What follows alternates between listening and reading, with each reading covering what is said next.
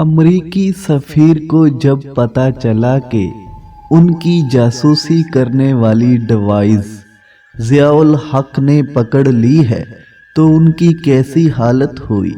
Doctor Abdul Qadeer Khan صاحب نے کن مشکل حالات کا سامنا کرتے ہوئے پاکستان کو ایٹمی طاقت بنایا۔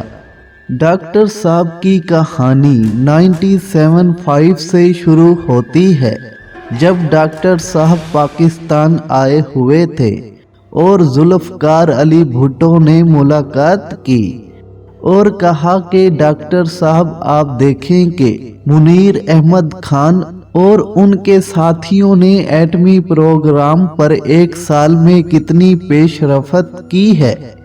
ڈاکٹر صاحب کہتے ہیں کہ میں نے جب دیکھا تو سخت دھچکا لگا کہ ایک ناسمجھ انجینئر کی سربراہی میں 8-10 جونیئر لوگ ایک کھنڈر نما غار میں ایٹم بم بنانے کی کوشش کر رہے تھے۔ میں نے سب کچھ دیکھا اور جا کر بھٹو صاحب کو حقیقت بتا دی۔ وہ بہت فکر مند ہوئے اور مجھ سے پوچھا کہ آپ کا کیا پروگرام ہے۔ میں نے جواب دیا کہ میں کچھ ہفتوں تک واپس ہالینڈ جا رہا ہوں۔ بھٹو صاحب نے فوراً ڈاکٹر صاحب کو کہا کہ آپ نہ جائیں، یہ کام آپ کے بغیر نہیں ہو سکتا۔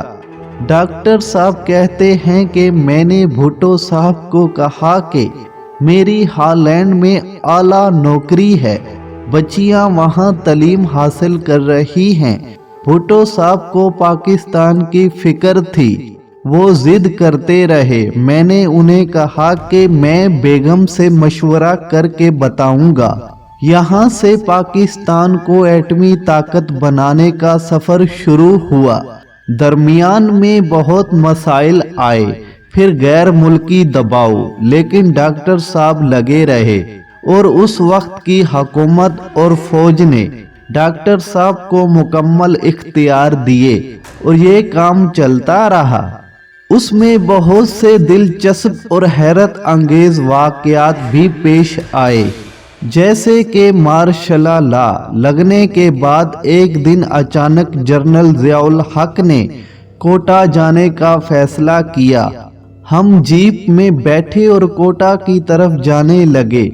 صدر صاحب نے کسی کو نہیں بتایا تھا، اس لیے ساتھ کوئی حفاظتی جیپ نہ تھی۔ سہالہ سے سڑک بہت خراب تھی، اس میں کئی گڑھے اور دشوار موڑ تھے۔ میں نے جنرل صاحب سے کہا کہ اس سڑک سے ہمارے سائنسدانوں اور انجینئرنگ کی جانوں کو خطرہ ہے۔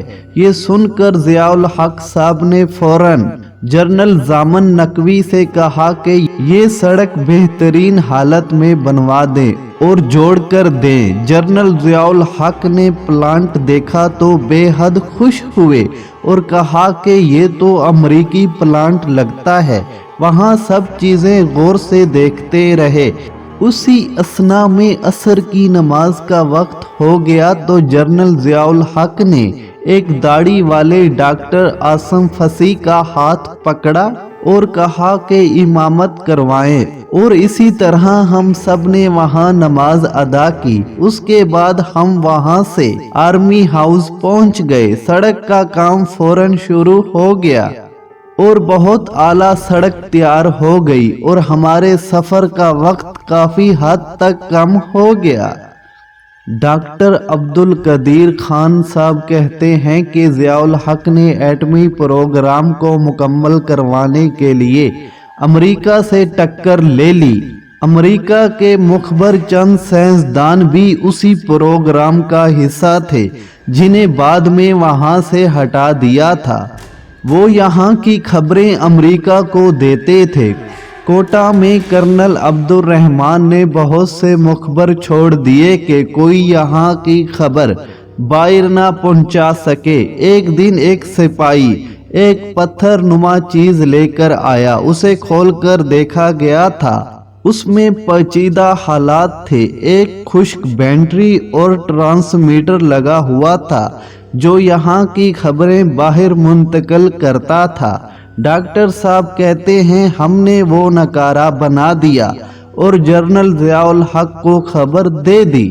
उस वाक़े के कुछ दिन बाद अमरीकी सफ़ीर जनरल ज़ियाउल हक से मिलने आया तो एटमी मामले पर बात की।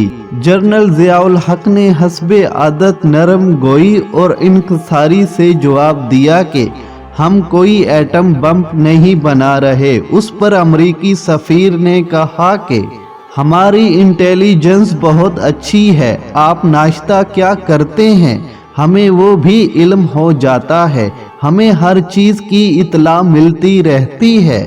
उस पर जनरल ज़ियाउल हक ने कुर्सी से टेक लगाते हुए कहा, एक्सेलेंसी, अगर आप पत्थर की मदद से मालूमात हासिल करते हैं तो वो मेरे जवानों ने उठा लिया है और खोलकर सारी मालूमात हासिल करके नकारा बना दिया है। अब आपको कुछ नहीं मिलेगा।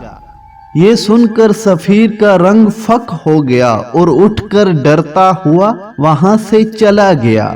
इसी तरह बीबीसी ने एक सहाफ़ी मार्क टल्ली को पाकिस्तान इसी काम के लिए भेजा कि वो मालूमात इकट्ठी कर सके।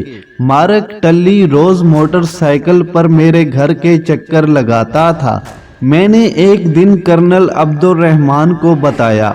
उन्होंने अपने आदमियों से कहा और उसे मेरे घर के बाहर दबोच लिया और ऐसी पिटाई की कि सारी जिंदगी याद रखेगा और दोबारा कभी पाकिस्तान लौट कर नहीं आएगा।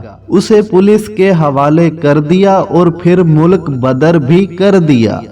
डॉक्टर अब्दुल कदीर खान साहब कहते हैं कि पाकिस्तान आने से पहले मुझे नाइजीरिया की एक रियासत में साइंस लेक्चर की ऑफर हुई। तनख्वाह अच्छी थी, घर मुफ्त और हर साल घर जाने की छुट्टी, फौरन कार खरीदने का एडवांस, हर तरह की सहूलतें थी। उन्होंने मुझे टिकट भी भेज दिया। मैंने जाने का फैसला भी कर लिया, लेकिन अपने एक गैर मुल्की तलबा के महकमे के इंचार्ज प्रोफेसर एच शार्ट से मिलने और मशवरा करने का सोचा। मैं उनसे मिला। उन्होंने मेरी पूरी बात सुनी और मुझे कहा कि खान साहब, तुम एक टीचर बनने जा रहे हो, पूरी जिंदगी टीचर रहकर मर जाओगे और अपनी जिंदगी का मकसद हासिल ना कर सकोगे और जिंदगी भर खुद को माफ नहीं करोगे।